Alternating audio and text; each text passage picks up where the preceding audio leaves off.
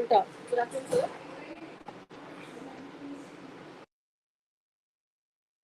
Good afternoon, sir. Sister, the resource person has joined us, sister. Yes, Malay.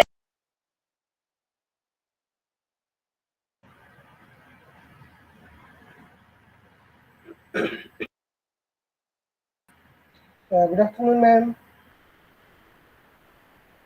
Good afternoon, sir. Good Good afternoon, afternoon, sir. everybody. Good afternoon, sir. Good afternoon, ma'am. Good afternoon. Good afternoon, Good sir. afternoon. Yeah, good afternoon. Yes, sir. Good afternoon, sir. Yeah, good afternoon, ma'am.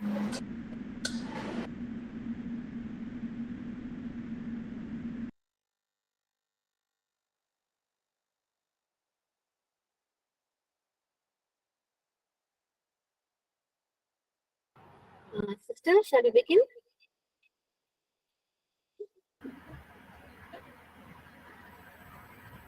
Sister?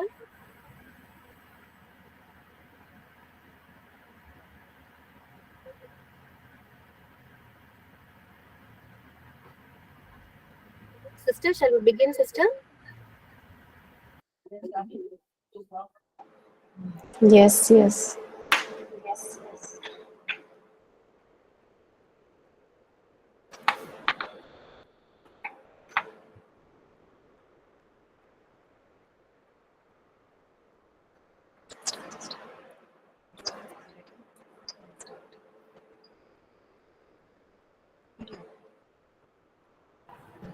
A very good afternoon to all. I'm happy to welcome you all for the fourth day FDP titled Digital Turn in Literary Studies and Emergence of Cyber Poetics. The hallmark of successful people is that they are always stretching themselves to learn new things, says Carl Belwick. Let us start the session with a prayer.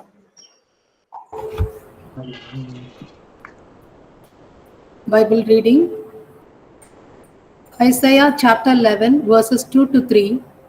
The Spirit of the Lord will rest on him, the Spirit of wisdom and of understanding, the Spirit of counsel and of might, the Spirit of the knowledge and fear of the Lord. This is the word of the Lord. Thanks to be God.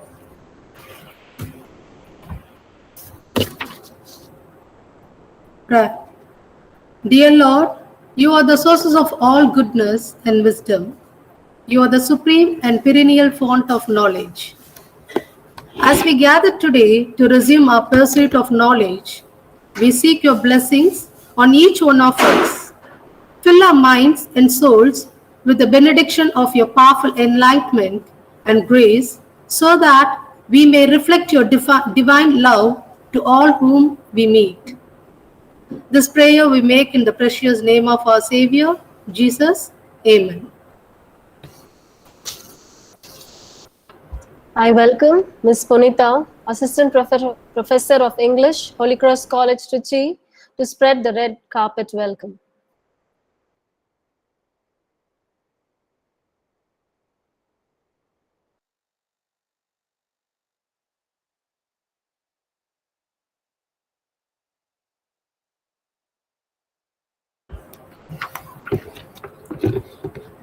Welcome each other in the same way that Christ also welcomed you, for God's glory. Romans chapter 15, verses 7. Distinguished chief guests and one and all gathered here, good afternoon. It is my privilege to welcome our Secretary, Reverend Sister Dr. Annie Xavier, for her support through her prayers. I extend my sincere welcome to our Principal, Reverend Sister Dr. Isabella Rajam, in all our endeavors. I'm indeed overwhelmed to welcome our chief guest, Dr. Jay Singh, Associate Professor of English, the English and Foreign Languages, University, Hyderabad. His areas of specialization are contemporary theory, post-colonial theory and literature, Indian writing in English, diaspora literature, feminism, cultural studies, Orientalism and digital humanities. He has presented more than 60 papers and published nearly 38 papers in reputed journals. He has published 2 books and 4 articles in newspaper.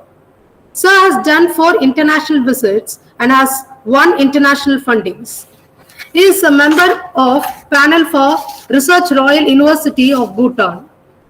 He is a member of the review board and editorial board of various research journals. We are happy to have such an eminent person amidst us today. I welcome you, sir. I am delighted to welcome the convener of a 5-day FDP, Dr. Mary Sandra Quintal, Associate Professor and Head Department of English, and Organizing Secretaries, Reverend Sister Dr. Judy Gomes, Associate Professor and Vice Principal, and Dr. Ruby Merlin, Associate Professor and Dean of Students, Holy Cross College, Trichy. I am happy to welcome the staff and students of the Department of English for today's program. A special word of welcome to the participants to the 4th day of Faculty Development Program. Once again, I welcome you all. Thank you, ma'am, for your warm words of welcome. Now, I invite Dr. Jai Singh to take over the session. Thank you, ma'am. I'm highly thankful to Holy Cross College, Department of English, and all the scholars present in this meeting for giving me this wonderful opportunity to share my ideas with you. And I think I'm audible to all of you, ma'am? Sir, you can be a little louder, sir. Oh, now is it okay? I think now it's okay. Yes, sir. Yes, sir. Thank you. So I'm thankful to all of you for giving me this opportunity to share my ideas. So friends, today I'm going to discuss with you digital tone in literary studies and emergence of cyber poetics. All of us know that we are living in the digital age. And in this digital age, the traditional text is slowly being replaced by the digital text in various ways. Earlier, we used to read a book from cover to cover. Now, most of us use PDFs. The way we used to read the hard copy and the way we read the soft copy is completely different. Even that the traditional literature is being replaced by interactive texts and video games. And our new generation is not called a teenager, rather they are called screenagers because they spend more time before the screen. For this new kind of literature and for this new generation, and to cater to its tastes, a new kind of literature, a new kind of visual uh, production that is in the form of video games is emerging, which is governed by the cyber poetics. Before we start our discussion on cyber poetics or what kind of poetics is required in the digital age, we have to go a little back in time. Somebody may think, okay, it's 100% new thing, but it is not such a new thing. The shift from the text to interactive text, of course, is a recent thing, which has come into being with the advent of online interactive video games, online literature, in which the reader participates actively and has the power to change the story and the plot. However, scholars became aware of interface between technology and human consciousness much earlier. For example, we have before us a very famous novel, Erewhon, by Samuel Butler, which was published in 1872. At that time, there was nothing like digital technology or nothing like artificial intelligence existed. But still, he foregrounded the impact of machines on human beings. He understood it. What he says in this novel, man's very soul is due to the machines. It is a machine made thing. He thinks as he thinks and feels as he feels through the work that machines have wrought upon him, and their existence is quite as much a sine qua non for his as his for theirs.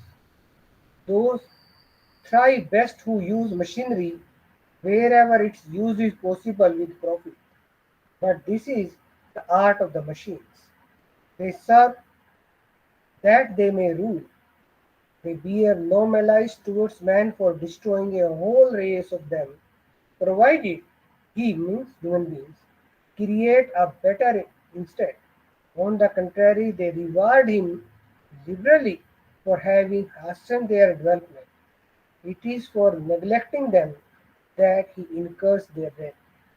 For or for using inferior machines, or for not making sufficient exertions to invent new ones, or for destroying them without replacing them. So, Samuel Butler, in his novel Erewhon, firmly believed that human beings use machines, which in turn also interact and use human beings for their own evolution. So he talks of about two kinds of evolutions when human beings are evolving, and alongside human beings, machines are also evolving.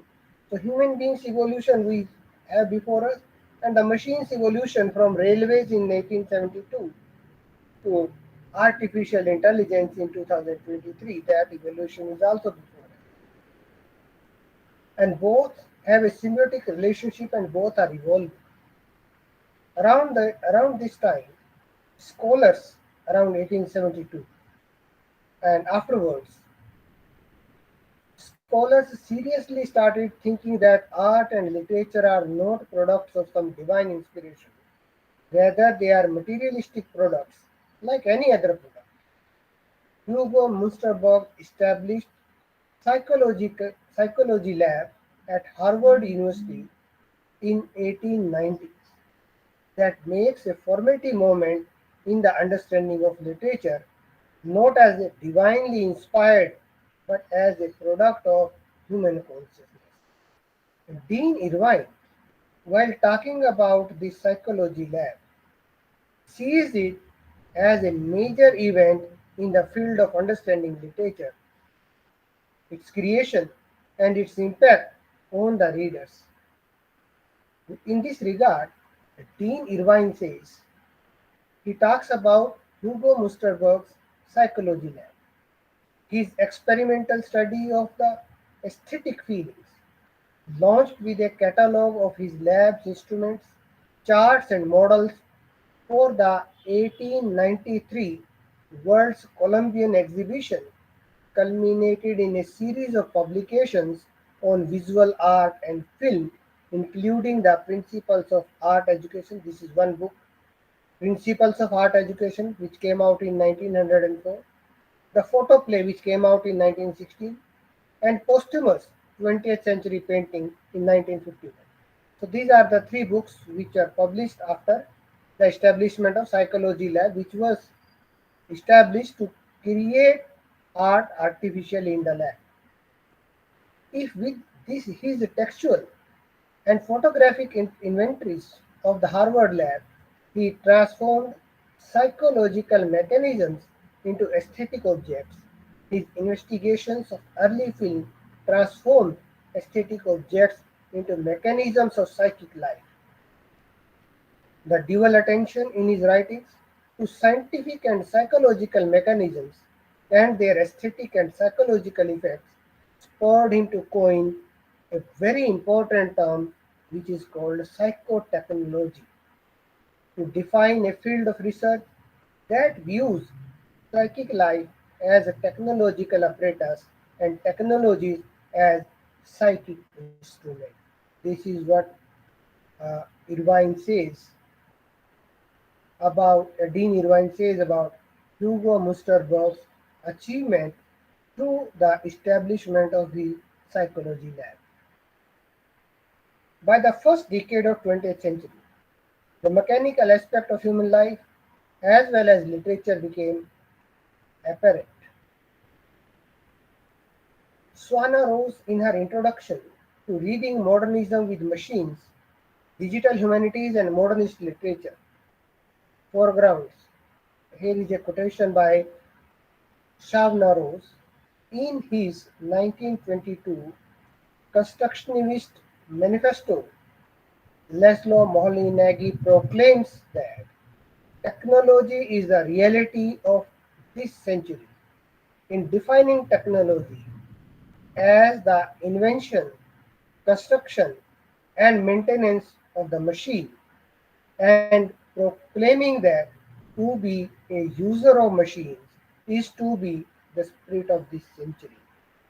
And all this is happening not in 2022, it was happening in 1922, almost 100 years before us.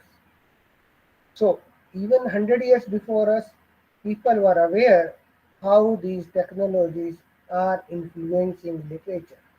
According to Moholy-Nagy's machines create reality that determines what we can grasp and what we cannot understand. That is what Laszlo says. So machines started creating reality and they became aware of it around 1922 and onwards. Therefore, computational machines constituted the foundation of our esteem in which technology determines what emerges as real, as palpable, as capable of producing truth. So the technology plays a very important role, very determining role in creating literature and discourses that in turn creates a kind of reality or you can say something that we see as real, as palpable, as something truth. And at the same time, what there are many things which recede as unreal, ungraspable, and unrepresented if the technology is not involved in their production. Towards the middle of the 20th century, they started looking at human beings as machines, as evident from Deleuze and Guattari's views. Uh, what they say, Deleuze and Guattari, they think that they propound that entire universe, human beings, human civilization, art, literature, painting, all discourses, everything is a machine. So there are big machines, there are small machines. Small machines are plugged into big machines, and each part of that big machine and the complete machine as well, they have their own functions. So what they say, a machine, this social machine, which includes art, literature, philosophy, etc. A machine has man for its parts. Even if we view them with their machines and integrate them, internalize them in an institutional model at every stage of action, transmission, and motoricity. Hence, the social machine fashions a memory without which there would be no synergy of man and his technical machines as well. So, Deleuze and Guattari does not differentiate the human world from the mechanical world or from the world of machines. They see They are integrated and overlapping each other. According to Deleuze and Guattari, human body, including the brain and psyche, is a sophisticated machine which is plugged into various other machines. Society also is seen as a machine, and according to them, this social machine exhibits an immobile motor and undertakes a variety of interventions. Flows are set apart, elements are detached from a chain, and portions of the task to be performed are distributed. So the task is distributed. The entire society, entire culture, entire nation, they are machines. They put different uh, parts separately for separate kind of works, and then there is a collective work for this entire thing. Coding the flows implies all these operations. This is the social machine's supreme task, in as much as the apportioning of production corresponds to extractions from the chain, resulting in a residual share for each member in a global system of desire and destiny that organizes the productions of production, the production of recording, and the production of consumption. This is how they describe, they define this big machine known as global machine. All tasks of this big machine, big social machine, are encoded and decoded in the form of language, and no execution is possible without this encoding and decoding.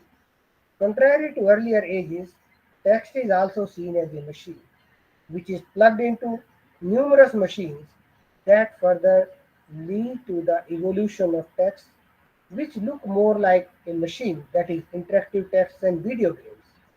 In the words of Jacques Derrida, we can call it an anthropocentric computer. So Jacques Derrida uses the term anthropocentric computer for this kind of situation.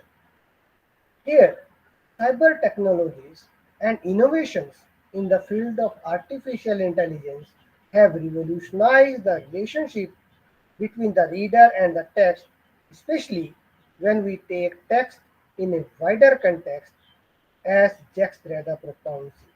So there was a time when we used to treat the text in isolation. Okay, there is a text from cover to cover, we read it and we discuss it.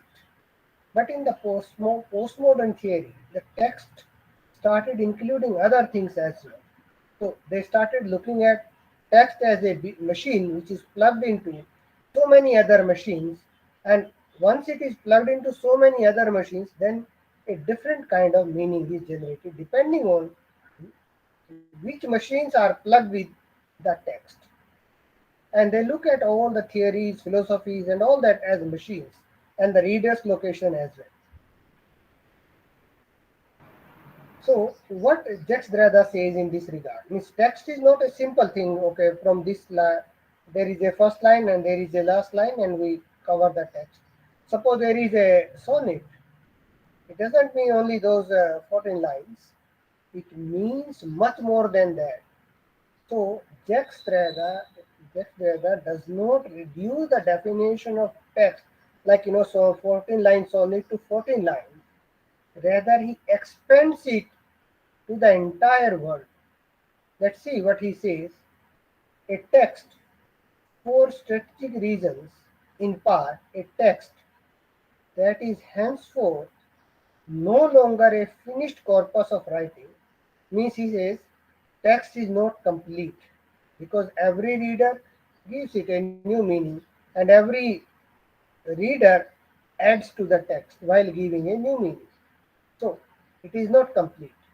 So no longer a finished corpus of writing, some content enclosed in a book or its margins, but a differential network, a fabric of traces referring endlessly to something other than itself, to other differential traces. Thus, the text overruns all the limits assigned to it so far, not submerging or drowning them in an undifferentiated homogeneity, but rather making them more complex, dividing and multiplying strokes and lines. All the limits, everything that was to be set up in opposition to writing, speech, life, the world, the real, history, and whatnot, every field of reference to body or mind, conscious or unconscious, politics, economics, and so forth. This is how he defines a text. A 14-line poem may seem on paper only 14 lines, but these 14 lines, when we start interpreting them, include the entire world around us, across time and space. So he expands the definition of text. Now, when we move from the traditional literature to the digital literature, one more thing adds to it, that is a digital technology. And in digital technologies, the reader plays more important role as compared to traditional text. Of course, even when we read a traditional text like Shakespeare's Hamlet, while reading it, we give it a new meaning. We interact with the text, and the text also interacts with us. It is not that does not interact with us. Shakespeare's Hamlet also interacts with us, but we are not aware of this interaction all the time. In case of the digital text, this interaction between the reader and the text is very clearly visible. So interactive text, and why it is so clearly visible? Interactive texts have all the properties of new media, and hence different from the traditional text. This difference is quite visible when we compare movies with computer games, drama with internet chat, print novels with hypertext novels. Further, the interactive fiction can include other kinds of text besides purely verbal ones. Some interactive texts include video game as a part of the plot. For example, Michael Berlin's In Cyborg includes one, or it may require an active participation from the reader in solving the mystery as it happens in Mark Blank's Deadline. So sometimes they require the active participation, and sometimes this active participation goes to creating the text to the further point. So, like in Mark Blank's Deadline, which is a detective story, the reader is acting as a detective and is generating the story. So the reader becomes the writer simultaneously. That's why it is interactive text, and that is why it requires a different kind of poetics. In such fictions, the reader literally becomes the protagonist and takes part in the development of the plot, as Anthony J. Meese and Norman H. Holland, while discussing Cyborg, say. What they say? Instead of identifying with a hero you read about, you become the hero as you play. Both the player and the plot evolve as the game is played. Interactive text becomes possible only with the advent of high-speed digital computers that are capable of handling words. However, the initial computer-based interactive fictions were not truly literary. They were more like simple task-oriented video games. Later on, somewhat more literary video games were developed in which in which the reader assumes the role of the protagonist. Interactive fiction is personalized for the explicit reader through the computer's evolution or integration of what the reader types on the keyboard or taps the screen. Therefore, the reader is implied, but the implication includes different choices the reader might make. So, in case of a digital text, the reader or the video gamer is not simply the passive participant, rather an active participant, wherein the reader takes up the role of the writer. Digital text functions by a software package that reacts to the actions of the user by executing certain modules of code, thereby modifying the state of the computer, just as behavior of computers alter the state of the mind of the user. Now, there is a question, and a very pertinent question. It's regarding the digital or cyber politics and the normal life as well. If the people of 2023 who are now, we can say, screenagers, are different from the teenagers of 1923, it's a big question. And if they are, means if their brain structures are different, is it possible that they are different? And if they are different, to what extent they are different? This is a question. And to understand this question, the impact of computer technologies, the impact of digital technologies on human brain, we can take the analogy of how the language changes the brain, how the language alters the brain. And I'm using the term brain, not mind. Brain is the hardware, mind is the software. So in this regard, P. Deacon says, what he says, the ability to use language symbolically has phylogenetically affected the human brain, not in a direct cause and effect manner, but indirectly through its effects on human behavior and on the changes that human behaviors bring out in the environment. Even though the ability to use language as a symbolic system does not bring about genetic changes in the nature of human brain, the changes in environmental conditions brought about by human symbolic responses to that environment can, in long run, bias natural selection and alter the selections of cognitive predispositions that will be favored in the future. It's a very important quotation. Why? The use of language or playing video games does not change the hardware part of the brain, but our responses to a given situation which is structured by the language and our use of computers and technologies. So these responses in the long run make one section vulnerable and another section powerful. And this equation keeps changing. It is not static. I gave you a very funny example of how the strength outside the virtual world is replaced by weakness in the virtual world.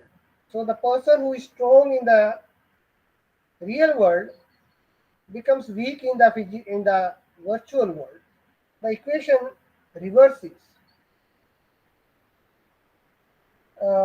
Once I went to a cyber cafe and I saw there was a boy with bodybuilder kind of boy playing video game, and he also has his girlfriend, very thin, lean girl. They both were playing same video game, and video game does not require muscles. Of course, it requires speed. So they were playing video game, and the girl whose finger speed and the brain response was much faster than the boy could defeat his characters within 1 or 2 minutes. I observed them quite for some time. They played 4 or 5 games, and every time the girl defeated his characters very fast. So the outside the boy is powerful, but in the virtual world, it is the response time and the speed that matters, and there the girl is stronger than the boy. Just imagine, any metropolitan city and a person living in that city in 1920. You bring that person to the same road, same city, but change the year. That person will not be able to cross the road even in the whole day, given the traffic. But a person who is contemporary can cross the road very easily. The reason is, for the person in 1923, the response time was much longer. It will take long time to respond. But for a person of 1923, it's a the person will take much less time to respond, and as the speed of the world has increased, only the person with the less response time can be successful. So, on the surface level, it seems that video games are not going to influence the survival of human race on this earth, and who is powerful, who is weak. But in the long run, the cyberspace has its own requirements, and the person who may be very weak in the physical world may be very strong in the virtual world. So the virtual world has its own aesthetics, its own parameters, its own hierarchies. Of course, the outside hierarchies are also there, but those hierarchies sometimes remain same, and sometimes they are completely changed. So just like the language affects our brain, the intervention of digital technologies also affects our brain. In this regard, Marianne Wolf says the generative capacity of reading parallels the fundamental plasticity of the circuit wiring of our brain. Both permit us to go beyond the particulars of the given, the rich association, inferences, and insights emerging from this capacity allow and indeed invite us to reach beyond the specific content of what we read to form new thoughts. In this sense, reading both reflects and reenacts the brain's capacity for cognitive breakthroughs. When human brain is faced with new challenge posed by the interactive but non-living giant that we can call artificial intelligence, the human brain readjusts itself, as Marianne Wolf again foregrounds in this regard. Our brain goes about rewiring us in a much more ingenious way. Faced with something new to learn, the human brain not only rearranges its original parts, that is, the structure and neurons responsible for essential functions such as vision and hearing, but it is also able to refit some of its existing neuronal groups in those same areas to accommodate the particular needs of new function. So Marianne Wolf hints at that perhaps if people keep playing are in the digital world for a longer time, perhaps it may uh, change the hardware part of the brain to some extent as well. It's the same like when suppose somebody uh, is a, you can say, boxer, so his arms part will be much more stronger than the legs part. But suppose somebody is a sprinter, a runner, the legs part will be more stronger than the arms part. Similarly, for a person who plays video games or who is in the virtual world for a longer time, those parts which are required there to function properly, they are more developed than the other parts. So that brings out the long lasting changes in the cognitive faculties of human race. When we talk about the interactive text, computers, artificial intelligence, artificial intelligence, the biggest challenge before us is if this dialogue between mind and machine can be put in the service of storytelling. Now, when we talk about the cyber poetics, we talk about computers, we talk about interactive text, we talk about artificial intelligence. But the question is, if all this interaction between these ingredients can be put in the service of storytelling or not. In the 21st century, a new interactive narrative, a few interactive narratives were produced successfully. In the year 2003 and 4, four books were published on the topics of interactive narrative. Two of them by Caroline Handler Miller and Mark Meadows regard the existence of interactive narratives as an indisputable fact. Andrew Glassner compares video games with hypertext, a kind of interactive text, and eulogizes video games over hypertext. He believes that the purpose of interactive narrative is to be entertaining, and he finds that the only type of product that truly fulfills this game is a computer game. Hypertext, by contrast, only kills the narrative pleasure that we find in novels and movies. So, he differentiates between a video game and a hypertext. And he says that hypertext kills the narrative part. It is the video game that strengthens it. So he supports the video gaming thing and does not support the hypertext. And anyway, it's not only because Andrew Glassner supports or not supports. In 2023, we know video games have evolved to a much higher level as compared to hypertext.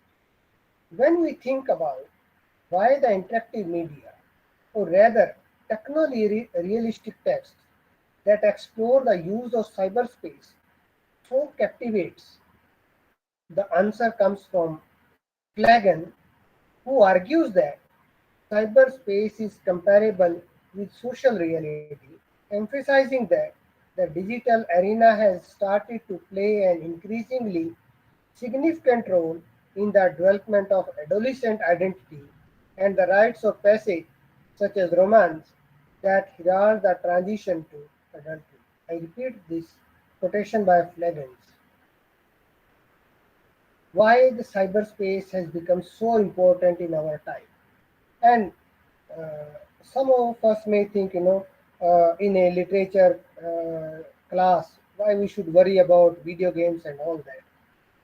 We can stick to the same stories, art of characterization in Shakespeare's Hamlet and all that. There are two reasons. This field, which is known as the digital humanities, it actually has emerged from the Department of Literature, not from the computer science.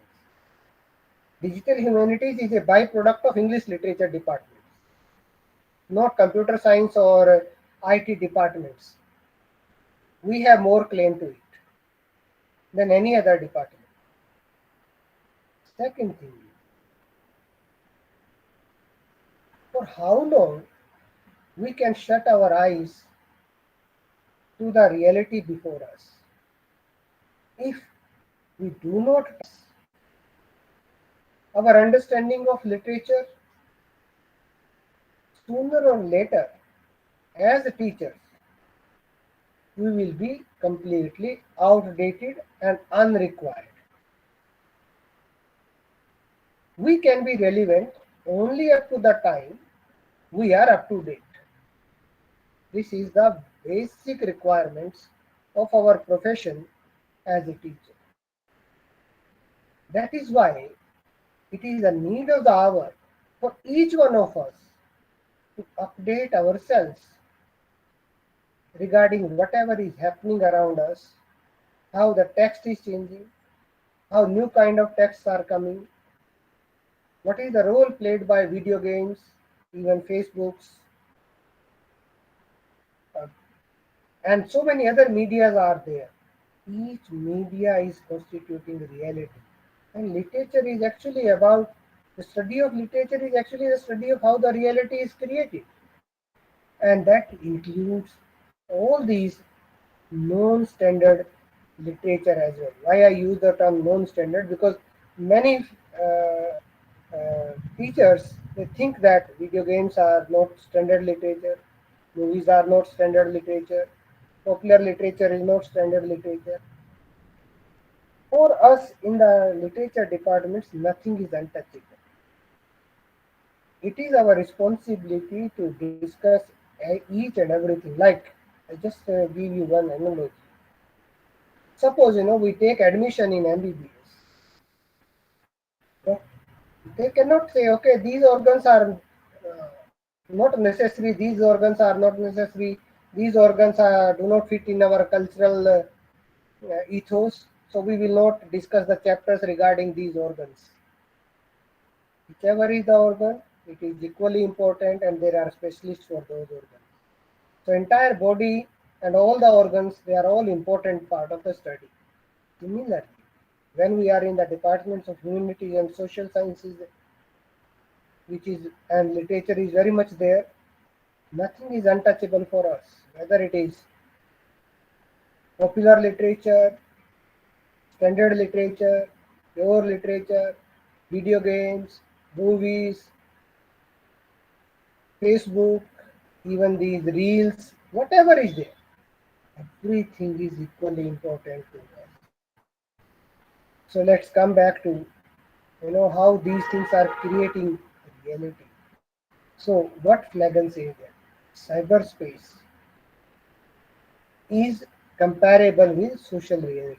Cyberspace creates reality, emphasizing that the digital arena has started to play an increasingly significant role in the development of adolescent identity and the rites of passage, such as romance, that herald the transition to adulthood.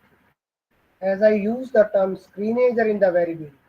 So the screenager is a product of cyber technologies. And our new student is going to be not a teenager but a screenager, and we have to understand the requirements of the screenager. Under such circumstances, cyberspace is not just comparable with social reality, rather it is a social reality. Now, while talking about the relationship between cyber technologies and literature, Salman Rushdie discusses video games and their influence on life and expresses certain concerns about the potential influence of gaming upon humanity. Here I will like to foreground one thing. Many of our friends believe that these video games, interactive text, they will kill the literature. And according to them, what is literature? They do not have any proper definition of literature. They have certain works which they consider as works of literature. And whatever feature they find there, they think that is literature. Literature creates a virtual world.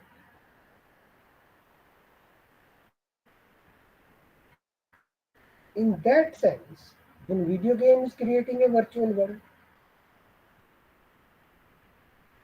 rather the virtual world created by video games, or you can say cyber technologies, is much more real than the real world.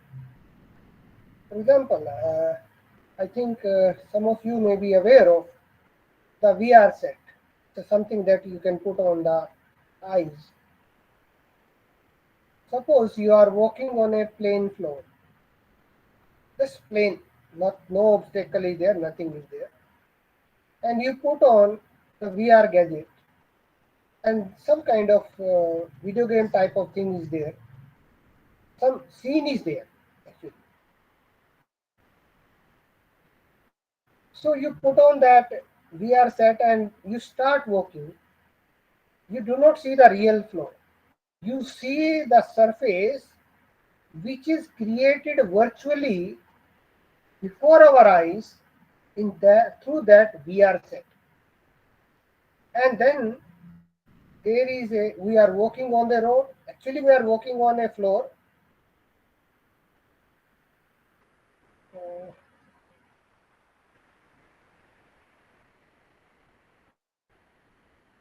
Uh, if the volume has increased,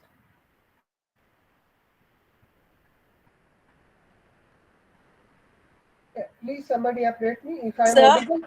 sir, it would be good if you could be a little more louder, sir. Okay, Participants say that they're not able to hear you properly, sir.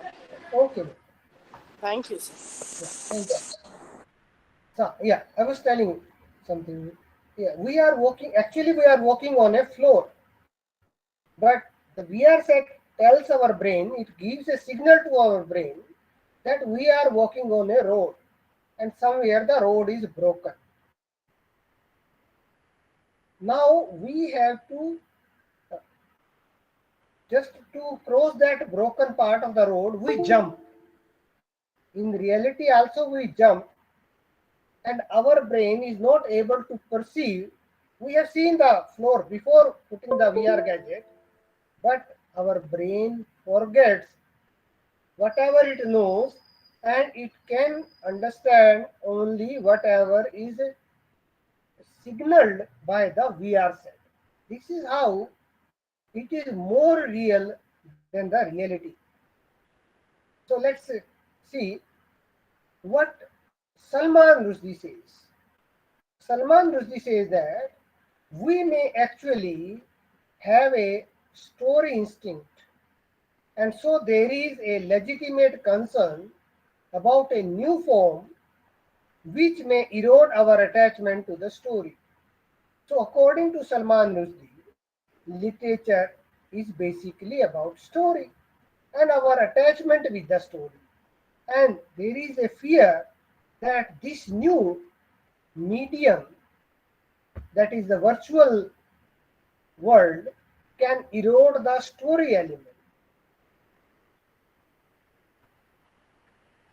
Now he says, what will that do to us as human beings? Suppose if the story element is completely removed from human life, what will happen?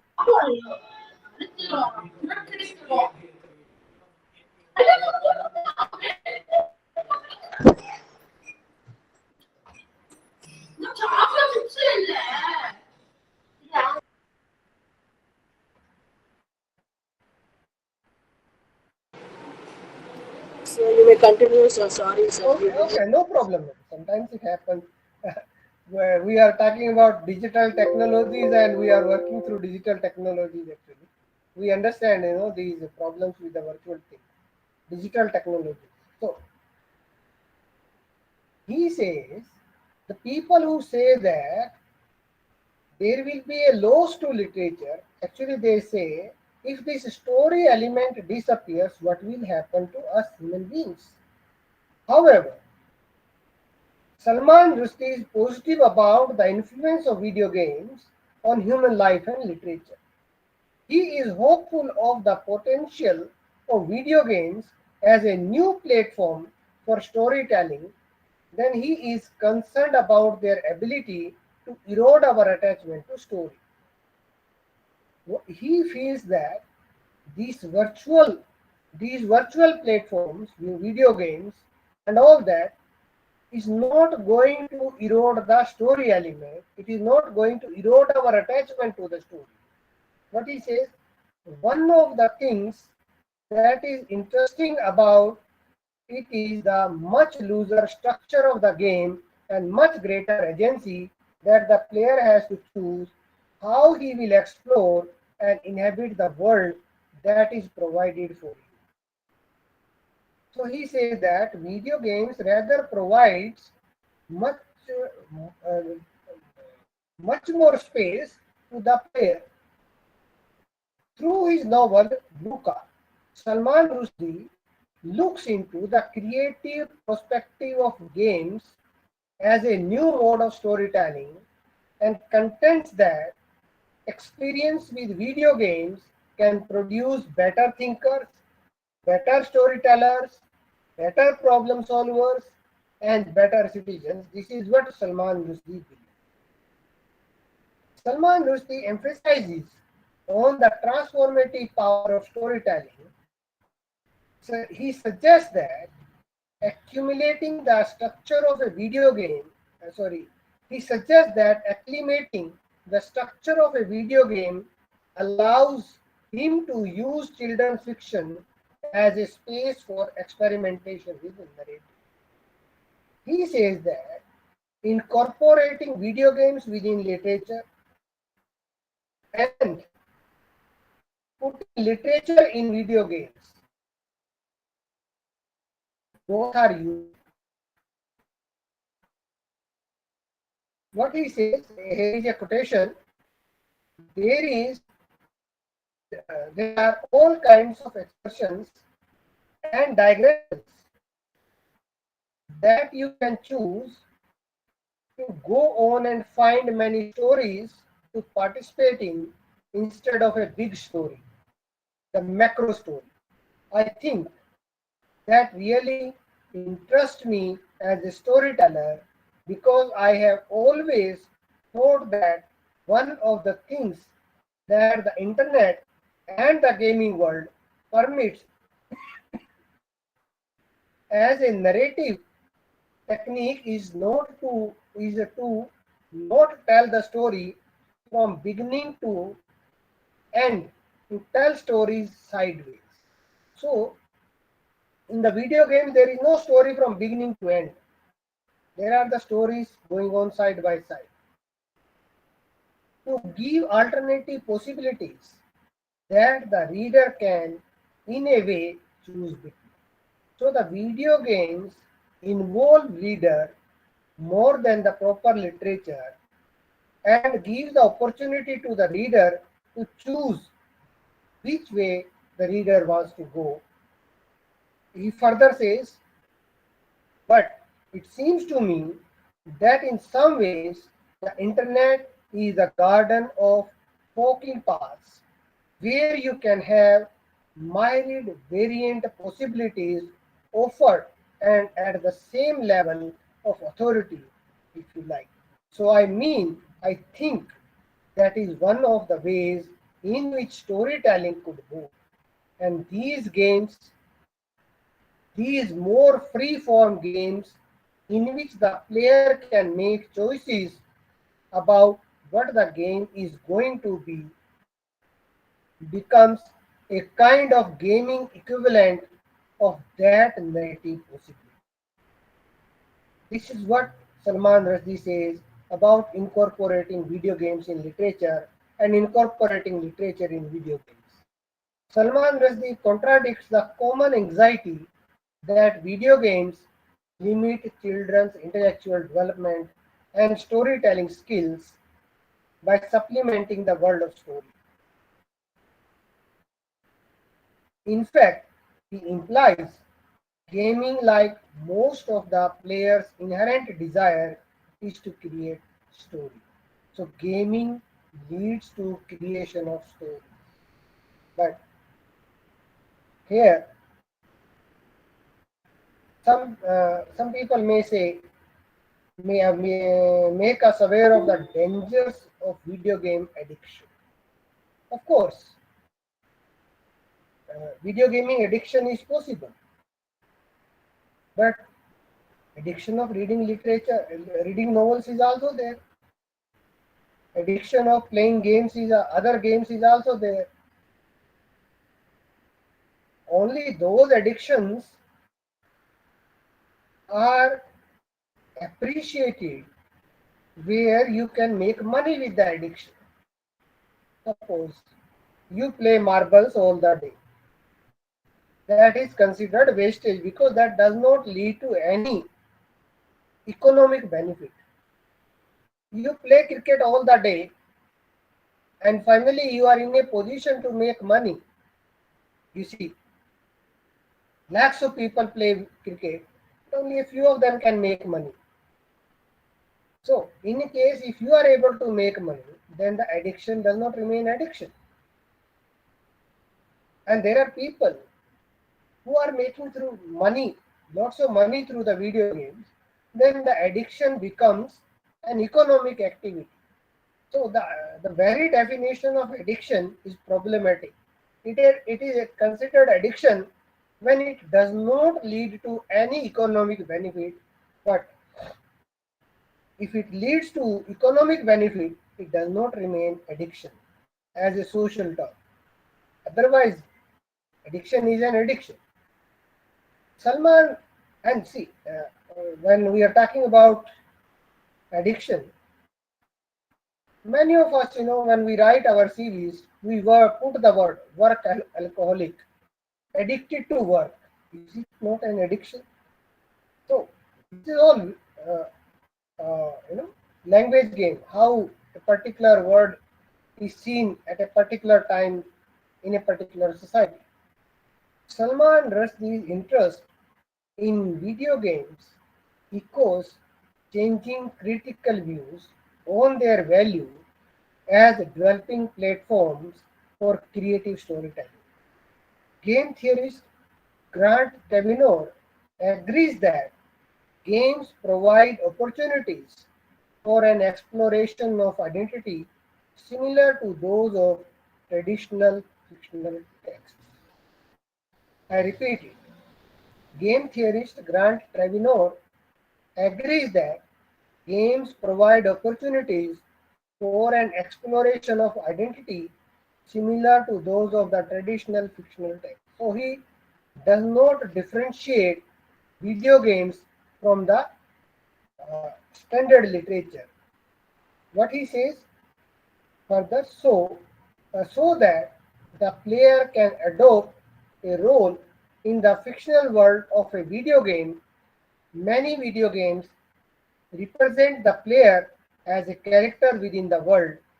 Video games expand on the representation of a perceiving self within the fictional world, also allows the subject to act. Anyway, if you play video games, or me, you have seen others playing video games, so there is a character in the video game that represents the gamer. This character is known as avatars. And then there are non-playing characters as well. When looked at from this angle, video games emerge as a form of narrative that does what all narratives do. And what all narratives do? All narratives provide pleasure and instruction by encouraging reader participants to examine their value system and to develop self-awareness and agency. The same thing is done by the video games as well. Gottschall sees a future for stories that may or may not involve literary fiction. Gottschall says that in future we may come up with the stories that may not involve literary fiction. What he says, we are creatures of story.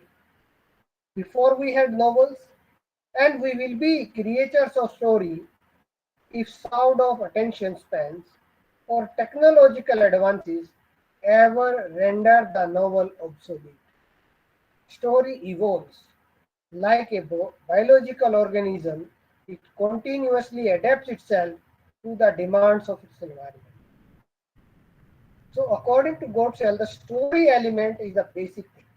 We are human beings, we create stories, we live with stories, and we live in stories.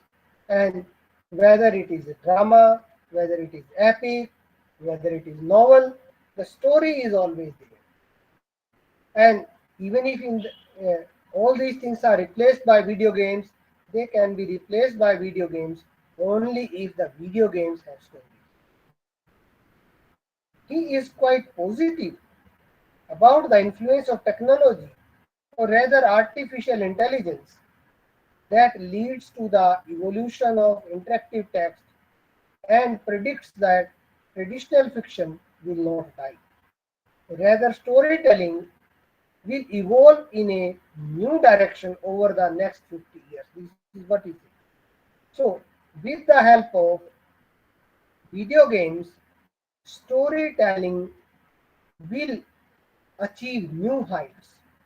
He expects that interactive fiction in the form of live action role playing games, that is RPGs,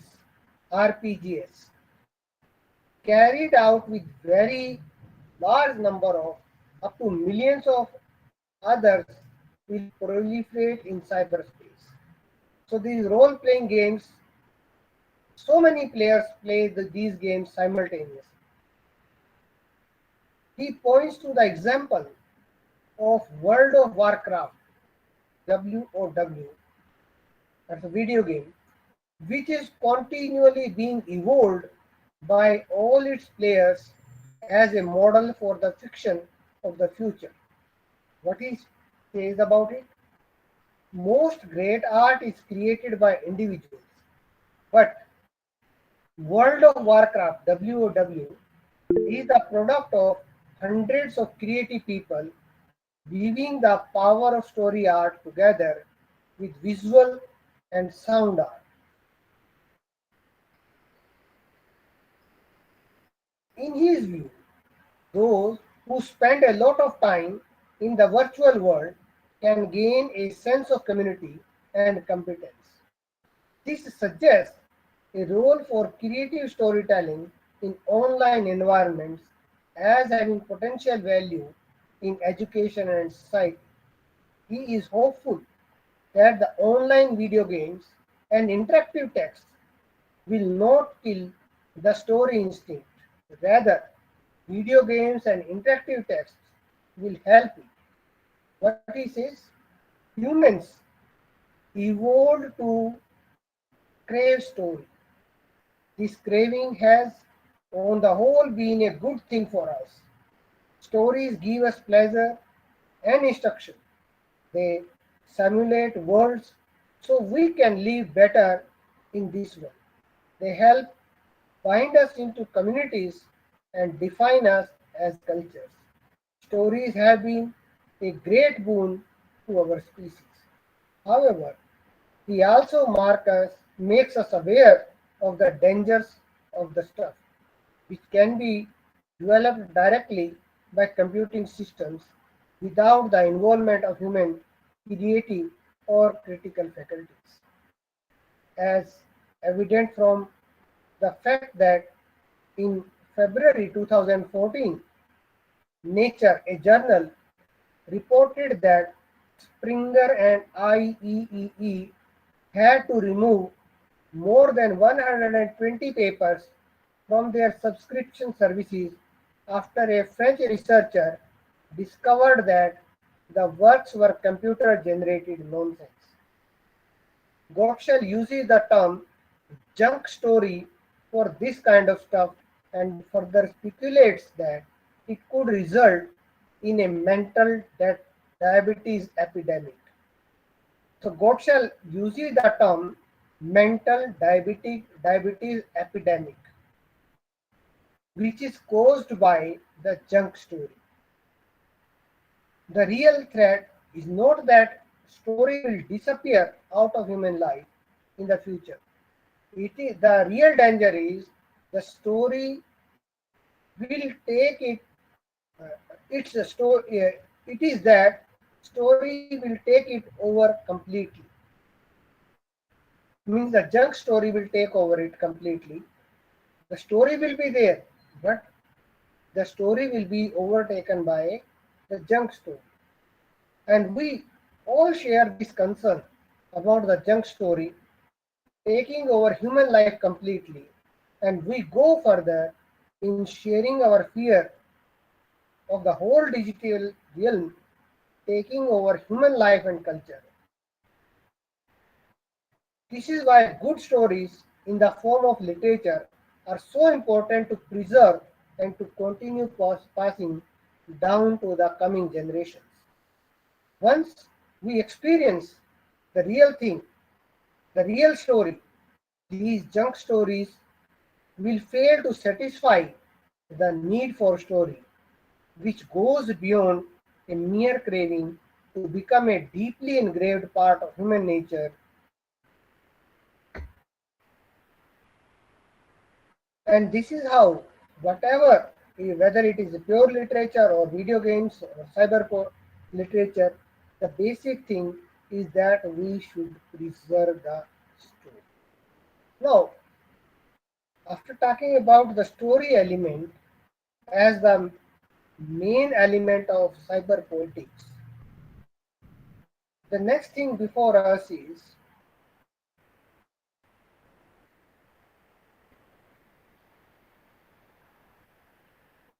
some of us think that this electronic literature is completely new. And we are afraid of this new thing. Here, this new is not that new. It is not completely detached. Video games are not completely detached from the traditional literature or the story element. If we think that the video games are completely detached from the basic story element, then we are neglecting certain facts and we run the risk of neglecting the historical evolution of politics.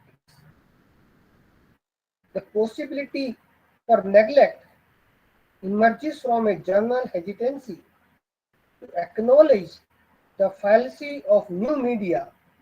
Emergence of newer form of media is a cultural cycle that has long persisted, and so to describe a medium as new tells us nothing about that medium. On the surface level, the recent advances in creative technology might appear revolutionary, but culturally, we have been there before. Alan Liu distills the advent of digital literatures into an encounter between the literary and the digital. So the digital literature is an amalgamation of two things, literature and digital. If there is no literary in the digital, then there is no cyber politics. So he sees is that encounter between the literary and the digital. An encounter which is the next junction is the long lineage of such contact narratives. This field, the creation and criticism of electronic literature, is the consequence of contact between screens and the literary. And so our concern is quite simply screen literature, and the new has nothing to do with it. So when we talk about cyber politics, we basically focus on the screen literature, something that comes before us on the screen.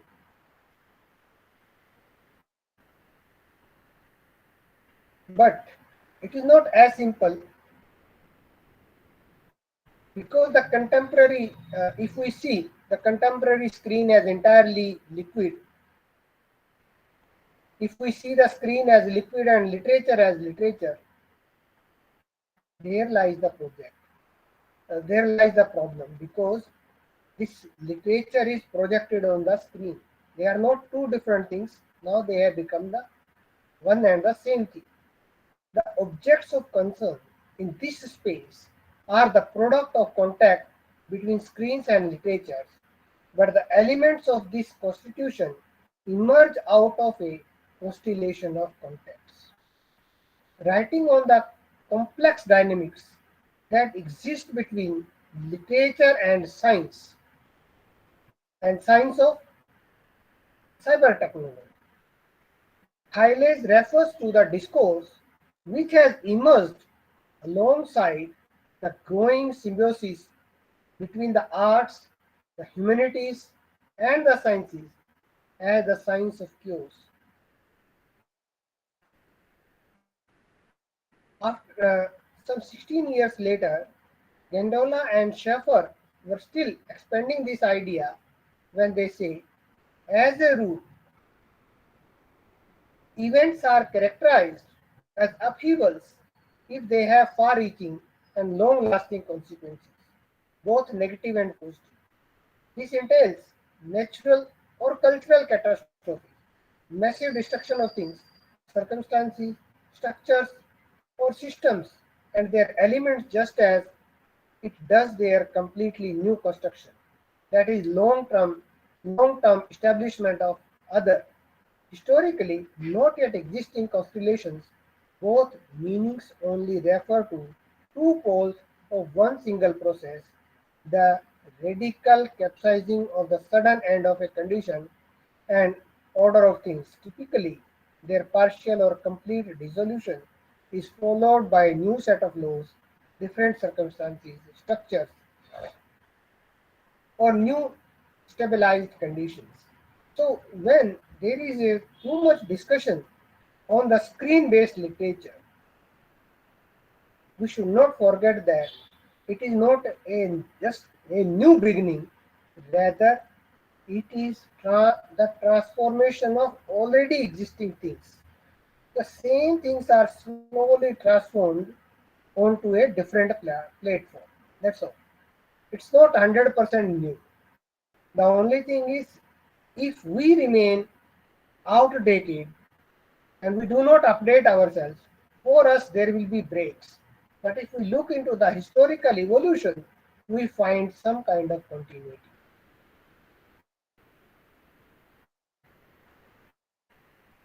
Digital culture and digital literature is not so different from which it came before that it should be considered in absolute isolation, but rather it should be accessed alongside its precursors.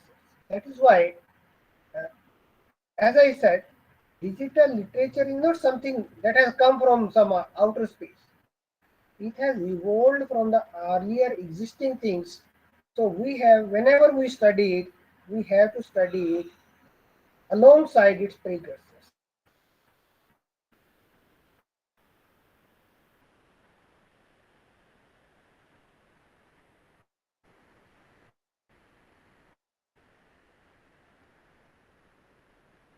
We should explore digital art in the context of T.S. Eliot's position on the significance of tradition, while subsequently embracing the technology behind this contemporary term. What is this? Where there has been a dominant language of revolution, there should instead be a language of evolution. The digital age is the new modernity, a reality of our times, which is as significant as it is tricky. Electronic literature does not belong to the world of tomorrow. It resides somewhere at the juncture between yesterday and contemporary. Screen literature and digital cultures must be defined dialectically, subject to history and manifestation of culturally significant yet temporally ambiguous historical points. Criticism of electronic literatures should not attempt to access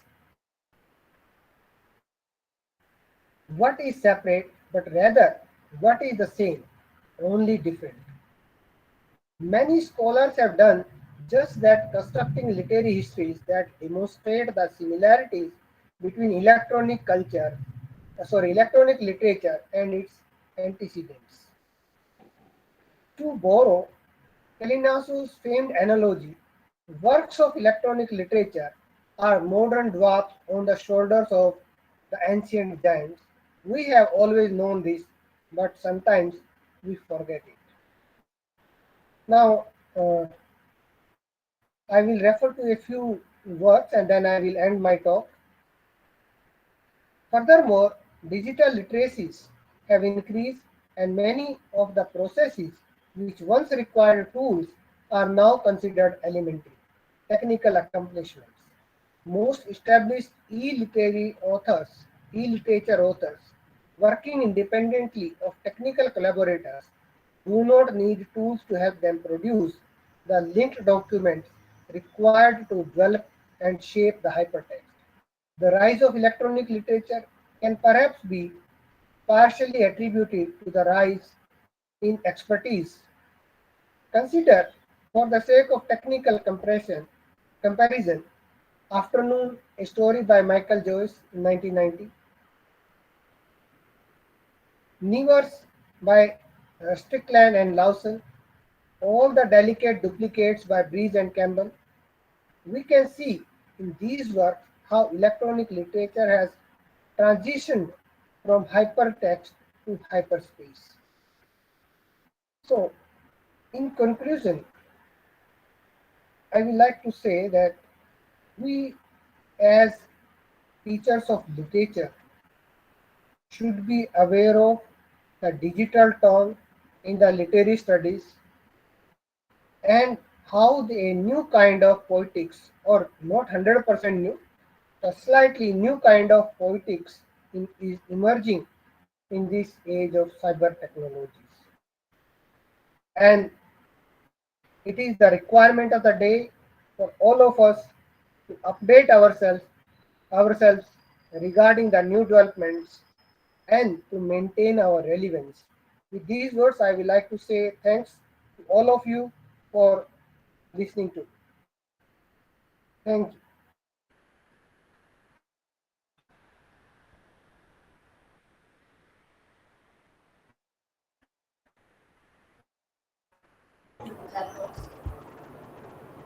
Participants can post your queries in the chat box.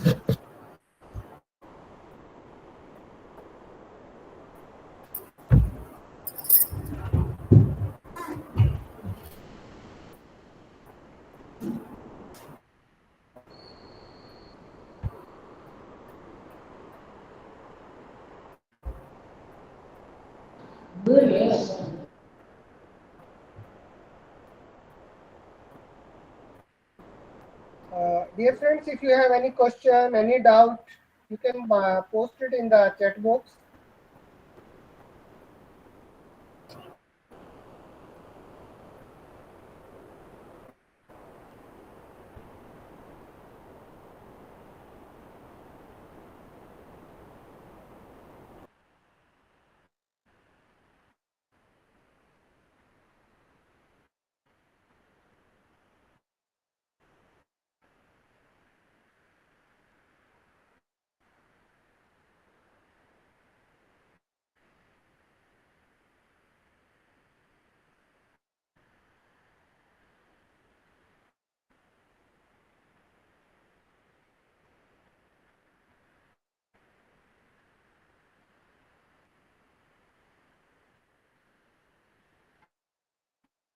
Is Sir, electronic literature suitable for all sorts of generations? Uh, it's a very difficult question because sometimes we see generations as an age gap, but here a generation is more of a mindset. You can find an old man playing video game, and you can find a young man saying, "Okay, video games are not good." So here, generation is more a mindset, not age-wise.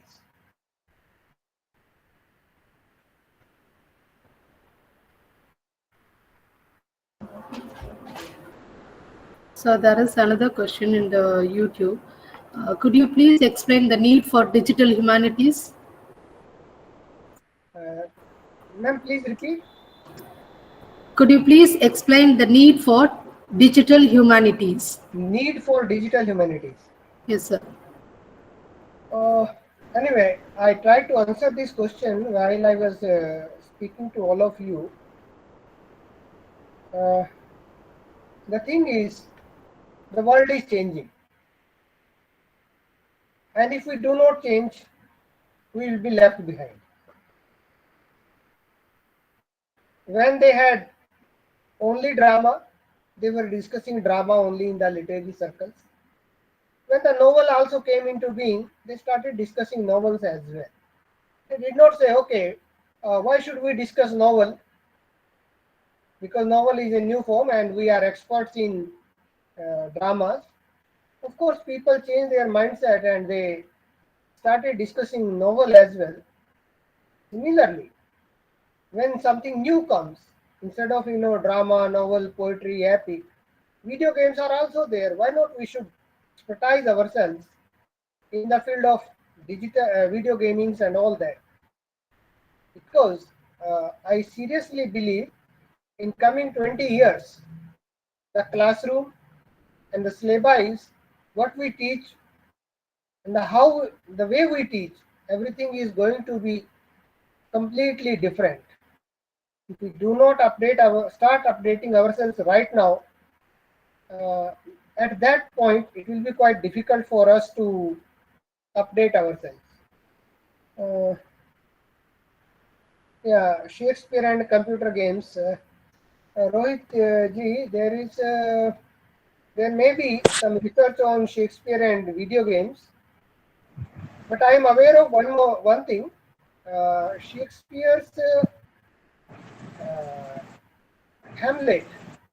In Hamlet, whenever Hamlet sits, he has a something like this mobile phone, it's an electronic gadget, but that is non-electronic gadget. If you read the play, you will find it. Whenever he is alone on the stage and he is thinking, he uses a tablet made up of parchment paper and he keeps writing on it and he removes it.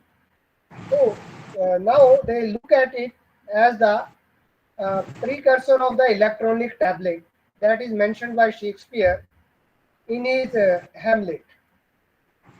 So whenever we read a novel and we have the information, we are updated uh, about the things. Of course, we look at the same thing quite differently. Kindly suggest some contemporary writers of novels in digital narratives. There are so many,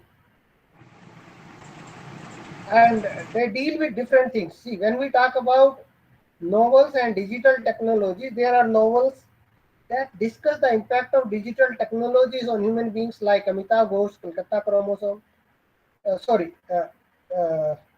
this Neuromancer.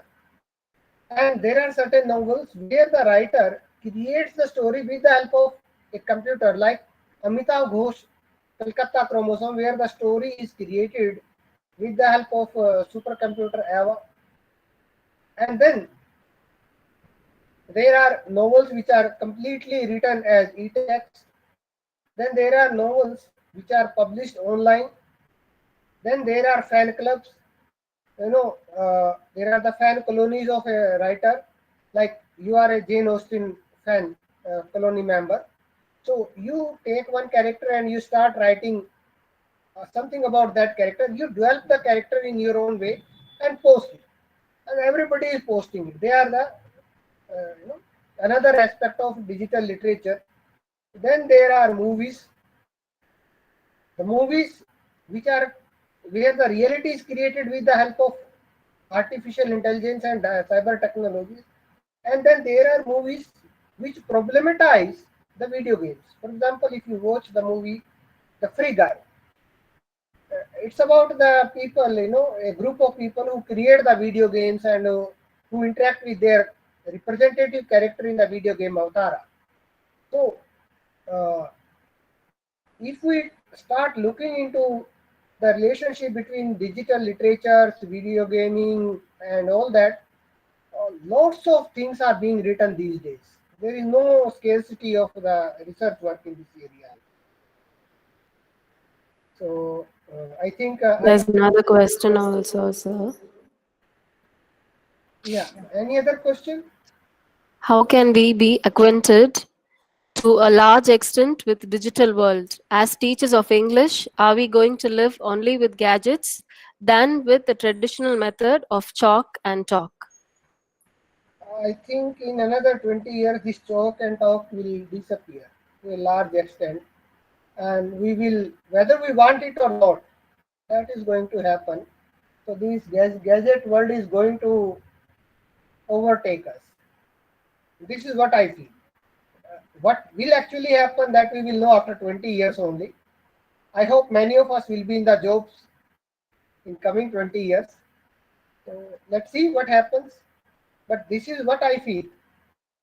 This traditional way of teaching and the traditional things that we teach in the classroom will undergo serious changes in coming years. Good afternoon, Professor. I am Tamil Mani, Professor. Thank you. Yeah, Tamil Mani, Professor. Thank you, Professor. Yeah, Professor. Thank you, Professor, for throwing light on digital literature and interactive fiction. Could you please tell me more about the level of contribution of writers from India towards digital literature, towards interactive fiction?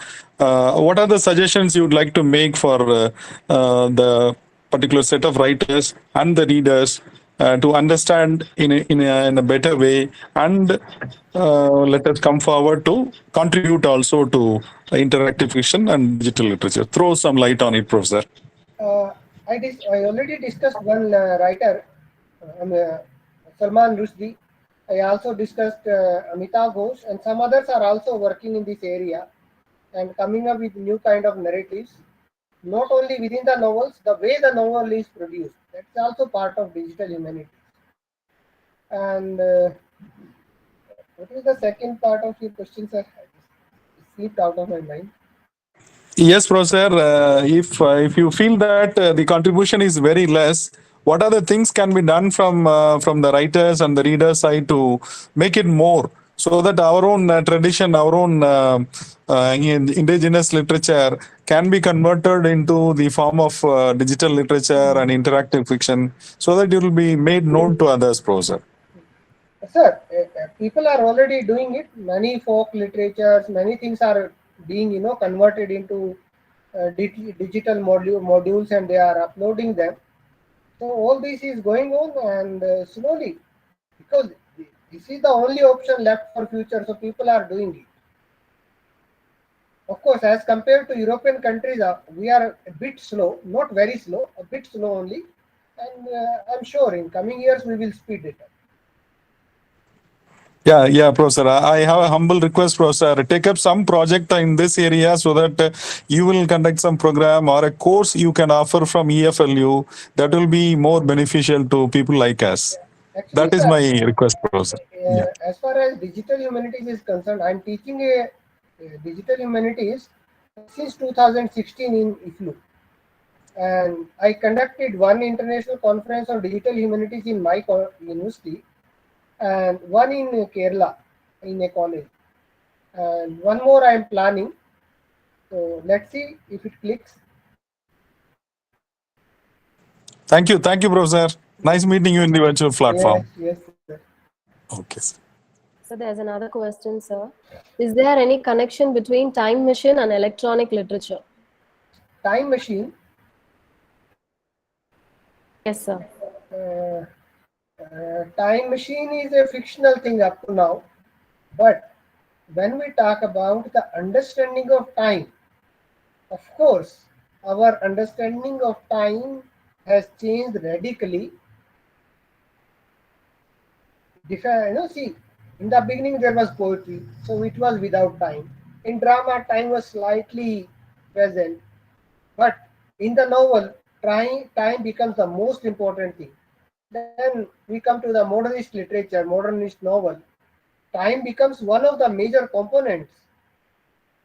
You see James Joyce, Ulysses, or Virginia Woolf's Mrs. Dalloway. Time is very important component. When it comes to postmodern literature, time becomes a theme, major theme, not a just component. So, as far as time machine is concerned, time machine as a machine through which we can do the time travel, that does not exist up to now. But of course, with the evolution of literature, our understanding of time has undergone radical changes, and it will further undergo changes in the future, because earlier we were not, see, 2000 years back, we were not that much aware of time as we are now. We are doing the experiments to understand time in literature. It's not only the scientists who are working on time, even the writers are also working on time. I think I could answer this question. Thank you, sir. There's another question. There are novels written by AI tools, either mediated by humans or written without any human intervention. What is your take on this, sir? This question is, please ma'am repeat, because there was an echo. Yes, sir. There are novels written by AI tools, either mediated by humans or written without any human intervention. So, what is your take on this, sir? Uh, if something is created by artificial intelligence independently, of course, that is an achievement on the part of artificial intelligence, the people who are controlling it, and we cannot stop it from happening. It has already started happening. Chat GPT is there, and before that also, I think in 2019, somebody created a poem with the help of artificial intelligence, and that is a quite serious issue. Why it is a serious issue? Because in the beginning, we delegated our memory to the outside machines. Like, we started writing books. Books were stored in the library. So the library become the USB. We get into the library, we are connected with the memories of others. So we delegated the memory function to the outside world. With artificial intelligence, we are actually delegating the thinking process as well. And at this juncture, I don't think anybody can answer what shape it will take in future. Whether it will end up in a dystopia like Terminator 1, 2, 3 kind of movies, or we will be able to control it. But in this regard, there is one quotation by Stephen Hawking which is quite important. He says that we should update ourselves to the tune of the development in the field of digital technologies so that we can maintain the symbiotic relationship. If we could not maintain the symbiotic relationship, that will pose serious dangers to us.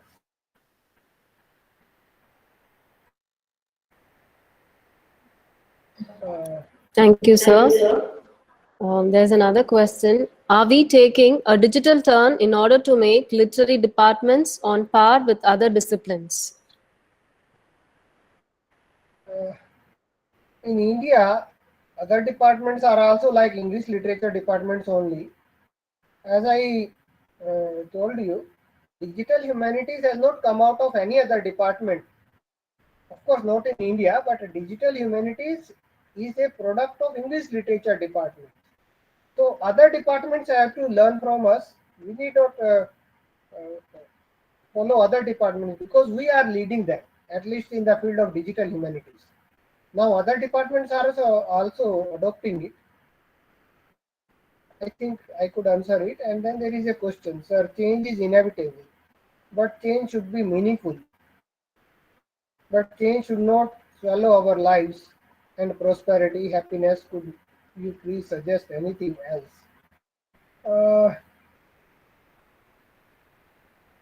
This is something that even I don't know. If change is happening, we cannot stop the change from happening.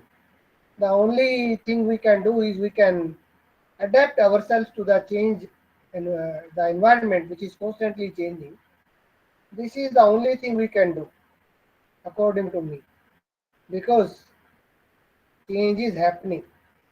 Now all of us are using GPay. All of us are using mobile phones. If we think, okay, I will just make the GPay payment I will not go to bank. Somebody in the bank is going to lose the job. But what shall we do?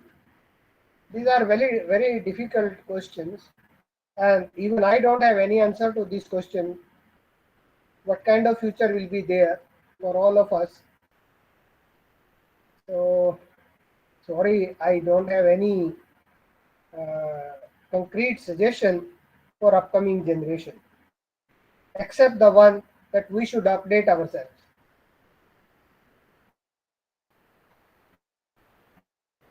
Any other question? Thank you, sir. So there's another question. Can you please suggest some authentic digital platforms for literature where the author as well as the reader can rely upon? Please suggest some authentic digital platforms for literature where the authors.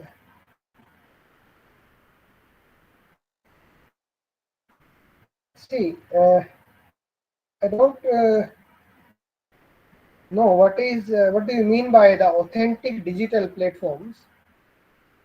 There are many digital platforms, and then there is one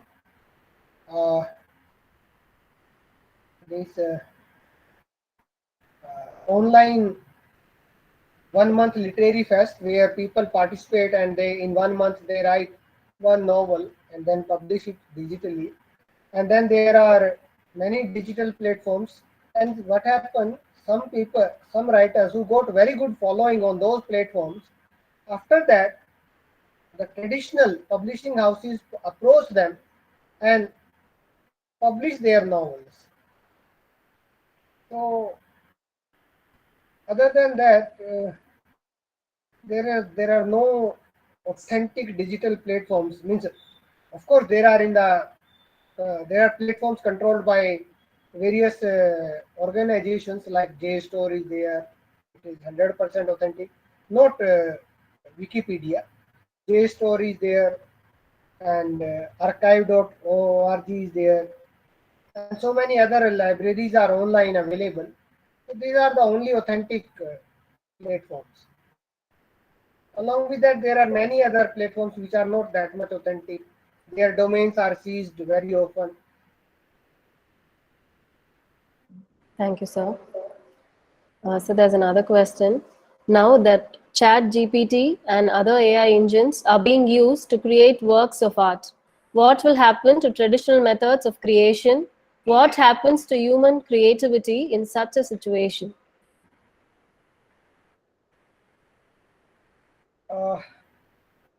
Human creativity is not that much human creativity in 2023. Even 100 years back, it was not that much. When the industrialization came into existence, so human work was delegated to machines. And after that, step by step, human creativity is on decrease. And there are very apparent dangers. It may go down further, and if it goes down further, what will happen? But at the same time, the creativity may not be in writing a book, but the creativity may be in creating a video game. And as far as Chat GPT is concerned, they can help you write some kind of very poor assignment. They cannot, Chat GPT cannot match the human intelligence as far as originality is concerned, even up to now. In future, what will happen, we don't know. So, if we know what does it mean to be creative, and we are creative, we are creating. There is no problem. The only difference is where we will be creating. Like before, these ready-made clothes, people used to do the stitching, and lots of creativity was there. Now everybody buys ready-made clothes, so that creativity is gone, which was with the sewing and stitching and all that. Now you have to create the designs for the company.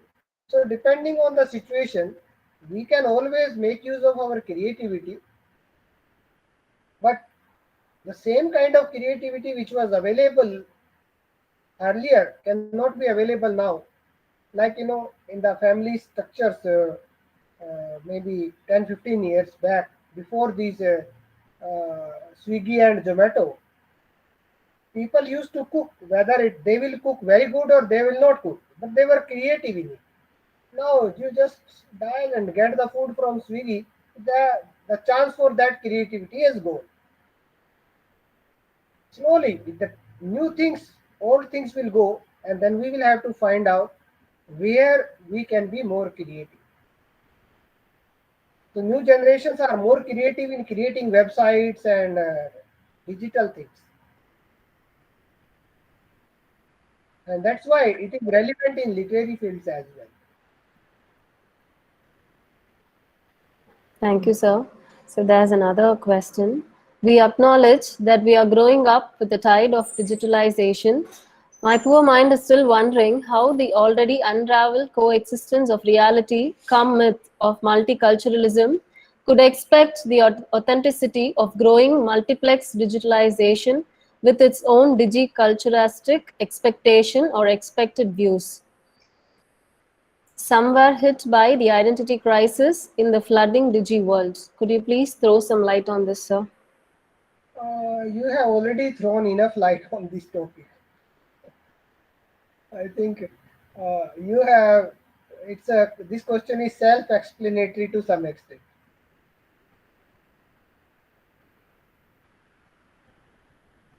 Next is, do our curriculum gives opportunity for incorporating the present learners?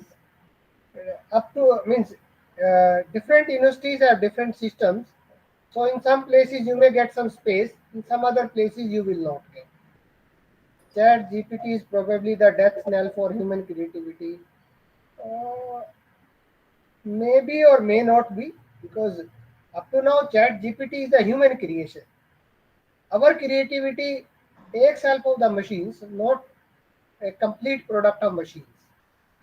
We do create things with the help of machines. Up to now, machines are not able to create anything original on their own. But in future, we don't know. Sir, we already started like eco-criticism, digital humanities, graphic novel, etc.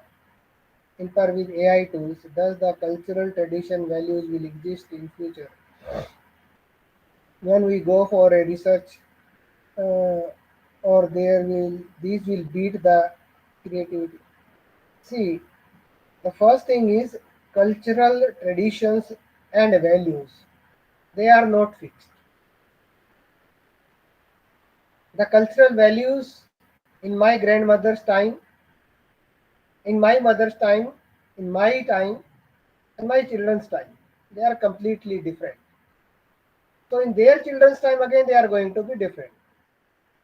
So cultural traditions and values, they seem to us to be fixed, but they are not fixed at all. They keep changing continuously. So I think we shouldn't much worry about the cultural traditions and values. But as human beings, we are always worried about it. I will just like to share something which seems very serious, but at the same time, which is a little bit funny as well.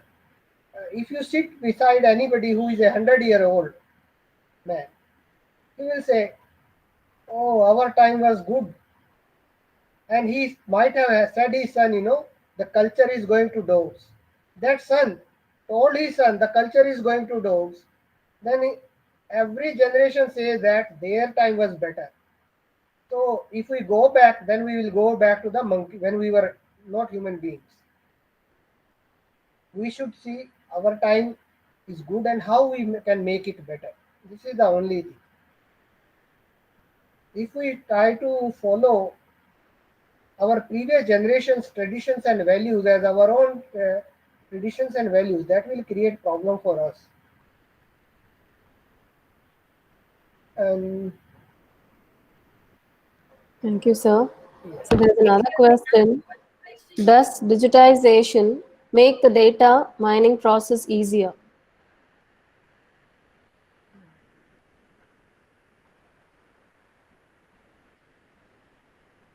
Ma'am, please repeat it. Does digitization make the data mining process easier? Ma'am, there is some echo-related problem. I'm not getting it.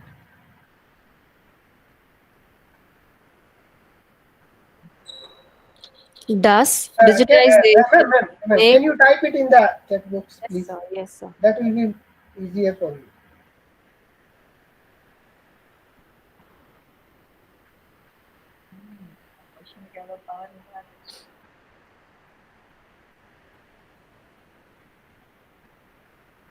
It's the data mining.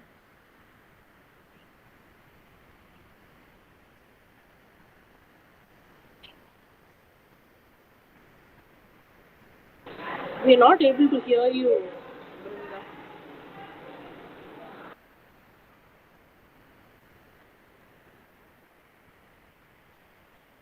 So I've posted the question, sir. Yeah, okay, okay. Does the digitization makes the data mining easier?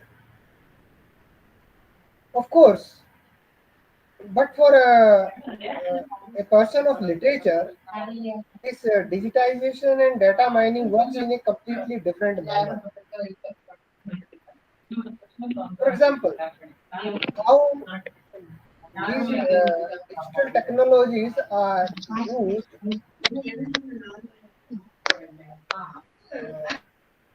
in finding out which one is the authentic uh, version of any text.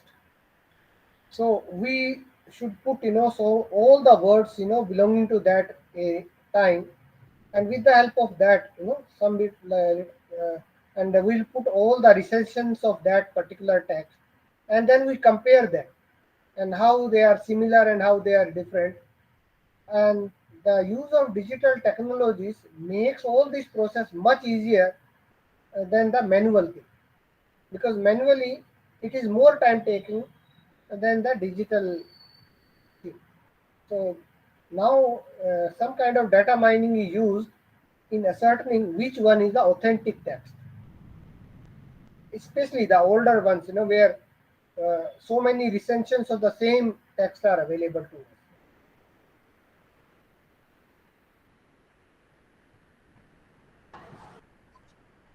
Thank you, sir. Excuse me, ma'am. Ma'am, I've got a question, ma'am. Sir, I think the digital literacy and cybernetic poetry put an end to all the things that divide us and Yes, unite us as one being. What is your take on it, sir? ma'am, it's better if you please put the question in the chat box.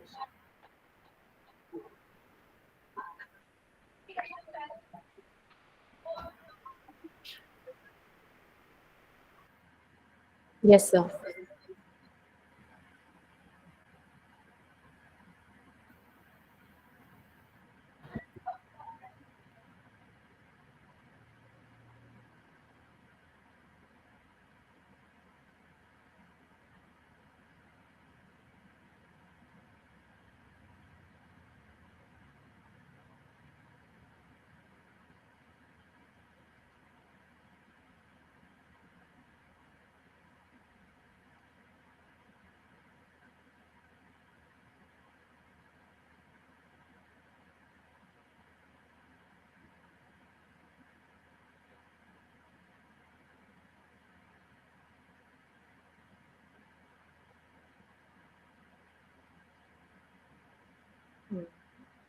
I think the digital literacy and cyber politics put an end to the things that divide us and unite us. They do both things simultaneously. They divide us and they unite us, just like any other discourse, depending on how they are used. I will just like to say one thing: digital technologies are still a tool in our hands, just like any other tool. They can, they are at our command. We can use them, and we can misuse them. We have not reached the point where they can use us. Up to the time they are under our control, we are in a position to use them. They are not in a position to use us directly. I hope in future also we'll be able to control them. But it is up to us only whether to use them or to misuse them. If we misuse them, we can cause any damage to humanity. Like, people are spreading rumors through WhatsApp and Facebook and all that. They can cause riots and people are killed. So it's not that WhatsApp is doing it or Facebook is doing it. We are doing it. In the same hierarchies that we have in real life, they are replicated in the digital world as well. The way you see women are harassed in the real society, they are harassed in the virtual world as well, Facebook or other social media. So that's why we have the cyber crime cell. So I think I could answer this question. Thank you, sir.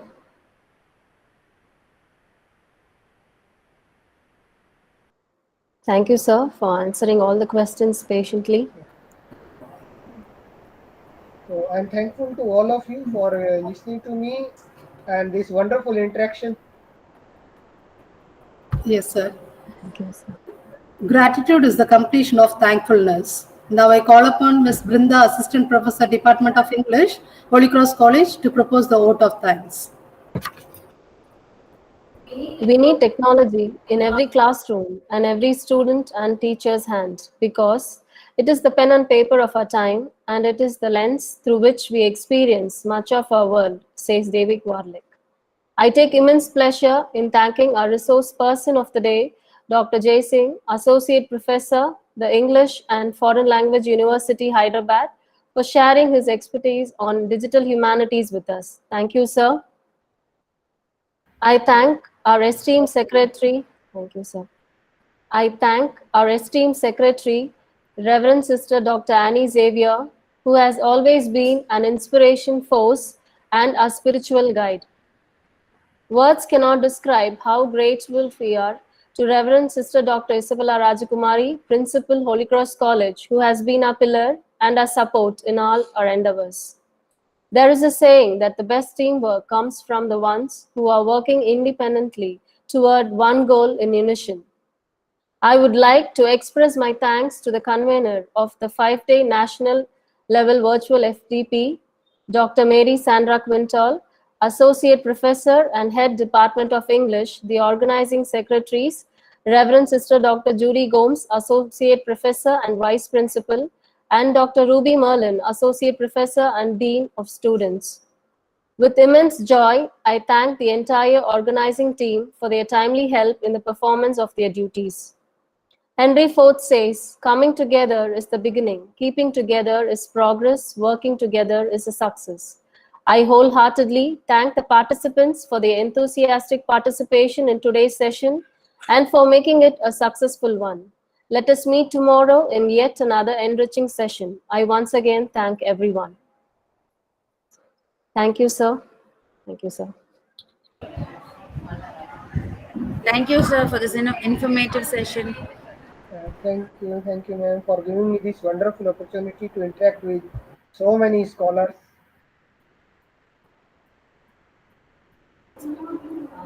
With today's blessing and learning, let us begin a blissful beginning and meet you all tomorrow. Thank you. Thank you, ma'am.